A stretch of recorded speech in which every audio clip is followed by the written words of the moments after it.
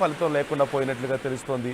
హైదరాబాద్లో పూర్తిగా అన్ని ప్రాంతాల్లోనూ భారీ వర్షం దంచి కొట్టిందనే చెప్పాలి. ఒక్క గంటలో 12 సెంటీమీటర్ల వర్షపాతం, ఆకాశానికి చిల్లు పడిందా అన్న స్థాయిలో కురిసినటువంటి వర్షంతో ఒక్కసారిగా అది కూడా సాయంత్రం సమయంలో మొదలయ్యి సుమారుగా 8 గంటల సమయంలో భారీ వర్షం కురవడంతో ఓవైపు రోడ్ల మీద భారీగా ట్రాఫిక్ జామ్ ఏర్పడడం, మరోవైపు చాలామంది ఈ ఫ్లైఓవర్స్ కింద మెట్రో కిందకి చేరడంతో పూర్తిగా ఎక్కడికక్కడ కిక్కిరిసిపోయి ఉన్నటువంటి పరిస్థితి కనిపించింది. వాహనాలు కానీ ప్రజలు కానీ అన్ప్లాన్డ్గా బయటకు వచ్చిన వాళ్ళైతే నానా నరక యాతన పడ్డటువంటి పరిస్థితి కనిపించింది. 3 ప్రాణాలు కోల్పోయినట్లుగా తెలుస్తోంది, 3 గల్లంతైపోయినట్లుగా మనకు తెలుస్తోంది.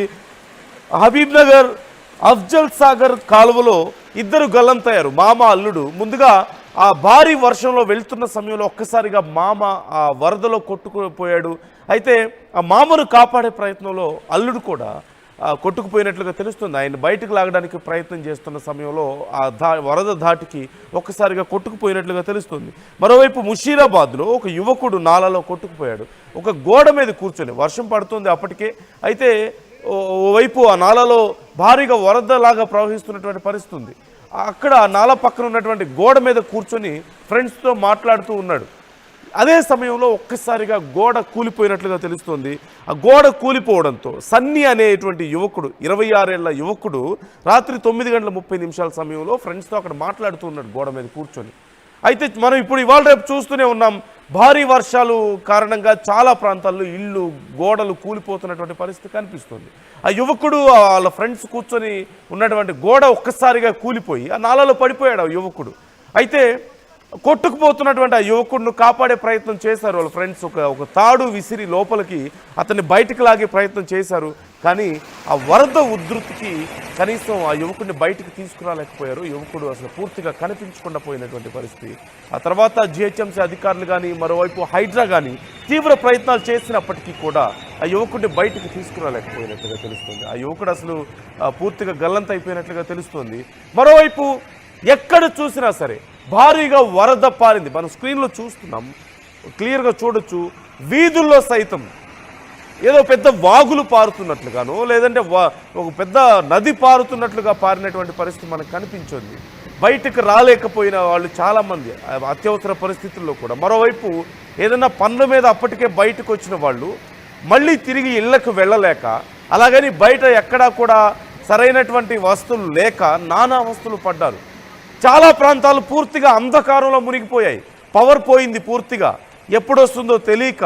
ఓవైపు భారీ వర్షం, మరోవైపు పాత కట్టడాలు. ఆ భారీ వర్షాలకు ఎక్కడెక్కడో అక్కడక్కడ కూలుతున్నటువంటి ఆనవాళ్లు కనిపిస్తున్న నేపథ్యంలో ఎప్పుడు ఏ ప్రమాదం ముంచుకొస్తుందో తెలియక క్షణ గండంగా బ్రతికారు చాలామంది హైదరాబాద్లో నిన్న రాత్రి. ఈరోజు ఉదయానికి కూడా సహాయక చర్యలు కొనసాగుతున్నప్పటికీ కూడా చాలామంది ఇంకా అలాంటి దుర్భరమైనటువంటి పరిస్థితుల్లోనే ఉన్నారు. లోతట్టు ప్రాంతాలు మునిగిపోయినటువంటి పరిస్థితి కనిపిస్తోంది. ఆర్టీవీ ఎప్పటికప్పుడు మిమ్మల్ని హెచ్చరిస్తూనే ఉంది, భారీ వర్షం పడే అవకాశం ఉంది, ప్రజలు జాగ్రత్తగా ఉండండి, త్వరగా ఇళ్లకు వెళ్ళండి, ఆఫీసుల నుంచి వెళ్ళే వాళ్ళు వెళ్ళిపోండి అంటూ ఆర్టీవీ ఎప్పటికప్పుడు మిమ్మల్ని హెచ్చరిస్తూనే ఉంది. ప్రతిరోజు వెదర్ అప్డేట్స్ మీకు అందిస్తూనే ఉన్నాం, వర్షానికి సంబంధించినటువంటి డీటెయిల్స్ మేము చెప్తూనే ఉన్నాం. కానీ కొంతమంది నిర్లక్ష్యం చేయడం వల్ల, కొంతమంది సరైన జాగ్రత్తలు తీసుకోకపోవడం వల్ల భారీ నష్టాన్ని చవిచూసినటువంటి పరిస్థితి కనిపిస్తుంది. ముఖ్యంగా స్ట్రీట్ వెండర్స్ చాలా నష్టపోయారు. వర్షాలు పడుతున్నప్పటికీ కూడా కొద్దిపాటి వర్షాలే కదా, ఏముందిలే, ఏదో ఒక కవర్ వేసుకుంటే అయిపోతుంది పైన, లేదంటే ఏదో ఒక ఆ కొద్దిసేపు ఏదైనా కప్పేస్తే ఆ కూరగాయల మీద కానీ లేదంటే ఫ్రూట్స్ మీద కానీ సరిపోతుంది కదా అని చెప్పేసి అనుకున్న వాళ్ళు ఆ భారీ వర్షాలకి వాళ్ళు అమ్ముకునేటువంటిది, వాళ్ళ జీవనాధారమైనటువంటి ఆ కూరగాయలు కానీ ఆ ఫ్రూట్స్ కానీ లేదంటే ఇతరత్ర సరుకులు కొట్టుకుపోతుంటే ఆ నీళ్లలో ఏమీ చేయలేక చూస్తూ ఉండిపోయినటువంటి పరిస్థితి మనకు కనిపించింది. వాళ్ళ బండ్లు కొట్టుకుపోయాయి. చాలామంది ఆ గంపల్లో పెట్టుకుని అమ్ముకునే వాళ్ళవి చాలామందివి కొట్టుకుపోయాయి. వాళ్ళ సరుకులన్నీ నీటి పాలైనటువంటి పరిస్థితి కనిపించింది. మరోవైపు ఈవెన్ చాలా ప్రాంతాల్లో, ముఖ్యంగా ఇటు అమీర్పేట, ఎస్ఆర్ నగర్, మణికొండ ప్రాంతంలో సైతం చాలా ప్రాంతాల్లో కార్లు, లారీలు కూడా వెళ్ళలేని పరిస్థితి కనిపించింది. బస్సులు సైతం ట్రావెల్ చేయలేని పరిస్థితి. అలాగే చాలా చోట్ల మ్యాన్ హోల్స్ అనుకోకుండా ఓపెన్ అయి ఉండడం కొన్ని చోట్ల, లేదంటే ఈ భారీ వరద వల్ల కొన్ని చోట్ల ఈ వరదలాగా ప్రవహించిన నేపథ్యంలో కొన్ని ప్రమాదాలు జరగడం, మ్యాన్ హోల్స్లో పడిపోయిన వాళ్ళు కొంతమంది, చిన్న పిల్లలు సైతం మ్యాన్ హోల్స్లో పడిపోవడం మనం చూసాం. అలాగే ఇంతకుముందు నేను చెప్పినట్లుగా హబీబ్ నగర్ అఫ్జల్ సాగర్లో ఇద్దరు మామ అల్లుళ్ళు సహజంగా నదుల్లోనో లేదంటే పెద్ద ప్రవాహాల్లో కొట్టుకుపోవడాన్ని మనం చూస్తున్నాం. కానీ సిటీలో హైదరాబాద్ మహానగరంలో నడిబొడ్డున వర్షం దాటుకొచ్చినటువంటి ఈ వరద నీటిలో పెద్ద వ్యక్తులు సైతం కొట్టుకుపోవడాన్ని మనం ఎలా చూడాలి? ఎంత భారీ వరద వచ్చిందనే దానికి ఇది ఒక ఎగ్జాంపుల్గా మనం చూడొచ్చు. మరోవైపు చాలా సందర్భాల్లో గోడలు కూలడం, ఇల్లు కూలడం మనం చూస్తున్నాం. నిన్న రాత్రి ఒక 26 ఏళ్ల యువకుడు ఒక్కసారిగా కూర్చున్నటువంటి గోడ కూలి ఆ నాలలో పడిపోయి ఆ ప్రవాహంలో కొట్టుకుపోవడాన్ని మనం చూస్తున్నాం. సిటీలో జరుగుతున్నటువంటి పరిణామాలు ఇవన్నీ కూడా హైదరాబాద్ మహానగరంలో చోటు చేసుకుంటున్నాయి. ఎక్కడో నదీ పరివాహక ప్రాంతంలోనో లేదంటేనేమో సముద్రాల దగ్గర కాదు, సిటీలో ఇలాంటి పరిస్థితులు. స్ట్రీట్ వెండర్స్ బండ్లు కొట్టుకుపోతున్నాయి, వాళ్ళ తోపుడు బండ్లు కొట్టుకుపోతున్నటువంటి పరిస్థితి కనిపిస్తుంది. ఆటోలు, కార్లు సైతం కదలలేక ఆగిపోతున్నటువంటి పరిస్థితి. ఇక 2 వీలర్స్ పరిస్థితి చెప్పలేని పరిస్థితి, చెప్పలనవి కాని పరిస్థితి కనిపిస్తోంది. సో నానా అవస్థలు పడ్డారు. శిల్ప మనతో జాయిన్ అవుతున్నారు, మా ప్రతినిధి శిల్పతో ఒకసారి మాట్లాడదాం. శిల్ప, 3 ప్రాణాలు కోల్పోయినట్లుగా తెలుస్తోంది, కొట్టుకుపోయి గల్లంతైనట్లుగా తెలుస్తుంది. ఇంకా చాలామంది నష్టపోయి ఉండొచ్చు అంటూ కూడా తెలుస్తున్నారు. మరోవైపు స్ట్రీట్ వెండర్స్ కానీ కూలినటువంటి గోడలు, ఇళ్ళు, ఏం జరిగింది అసలు? ఈ నష్టం ఎలా ఉంది? అధికారులు ఎలాంటి చర్యలు తీసుకుంటున్నారు? నిన్న నగర వ్యాప్తంగా కురిసినటువంటి భారీ వర్షంతో నగరం మొత్తం కూడా అతలాకుతలమైంది. ప్రధానంగా లోతట్టు ప్రాంతాలు మొత్తం కూడా జలమయమయ్యాయి. ఎక్కడ చూసినా కూడా వర్ష బీభత్సం సృష్టించింది.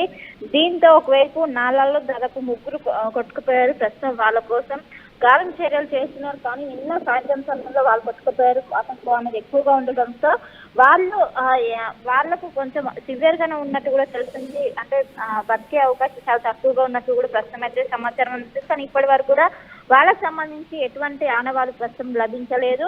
మొత్తం మీద నగర వ్యాప్తంగా దాదాపు 15 సెంటీమీటర్ల మేర వర్షపాతం నమోదైంది. చాలా రోజుల తర్వాత నగరంలో వర్షపాతం నమోదైనప్పటికీ అది తీవ్రత అనేది ఎక్కువగా ఉన్నది. ప్రధానంగా ఇటు రోడ్ నెంబర్ 12 కావచ్చు, అదేవిధంగా సికింద్రాబాద్ ఈ ప్రాంతాల్లో ఉన్నది వర్షం మొత్తం కూడా ఎక్కడికక్కడ బీభత్సం సృష్టించింది. లోతట్టు ప్రాంతాల్లో ఉన్నటువంటి ఇళ్లలో దాదాపు మోకాలు నడుము లోతు వరకు వాటర్ చేరుకున్నాయి. దీంతో తీవ్ర ఇబ్బందులు పడుతున్నారు. ఇటు ట్రాఫిక్ కూడా తీవ్ర అంతరాయం ఏర్పడుతున్నది. ఇప్పటికే ఆ ఎన్డీఆర్ఎఫ్ బృందాలు కావచ్చు, హైటే బృందాలు కావచ్చు సహాయక చర్యలు చేపట్టారు. కానీ ఒకవైపు వర్షం అనేది తీవ్రత ఎక్కువగా ఉండడంతో వాళ్ళకు సైతం అంతరాయం ఏర్పడింది. నిన్న నగర వ్యాప్తంగా కూడా ఎక్కడికక్కడ వాహనాలు నిలిచిపోయి ఎక్కడికక్కడ ట్రబుల్ ఇస్తున్నాయి. ఇంకోవైపు పెద్ద ఎత్తున నగరవాసులు ఇబ్బంది పడుతున్నారు.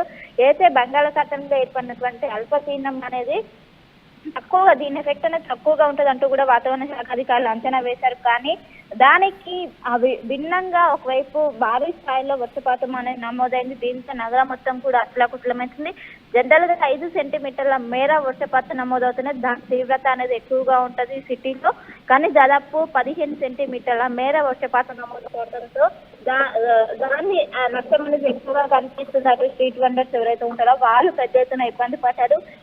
అందరూ కూడా చిన్నపాటి చిరుజల్లు లాగా వస్తుందని భావించారు. కానీ ఉన్నట్టుండి ఒక్కసారిగా భారీ వర్షం రావడంతో తీవ్ర ఎత్తున ఇబ్బంది పడ్డారు. ఎవరైతే నిన్న ఆదివారం కావడంతో ఎవరైతే చాలా మంది కూడా బయట ఏదైతే ఫ్యామిలీతో స్పెండ్ చేయడానికి బయటకు వెళ్ళారు వాళ్ళు తీవ్ర ఇక్కడికి పడ్డారు. ఎక్కడికక్కడ ట్రాఫిక్ జామ్ ఏర్పడింది. ప్రస్తుతం ఏవైతే లోతట్టు ప్రాంతాల్లో చిక్కుకున్నటువంటి ఇళ్లలో భారీగా వడ్డనీరు చేయడంతో ఇప్పటికే జిహెచ్ఎంసీ బృందాలు కావచ్చు, హైదరాబాద్ బృందాలు అక్కడికి చేరుకొని వాటర్ క్లియర్ చేసే విధంగా ప్రస్తుతం చర్యలు చేపట్టింది.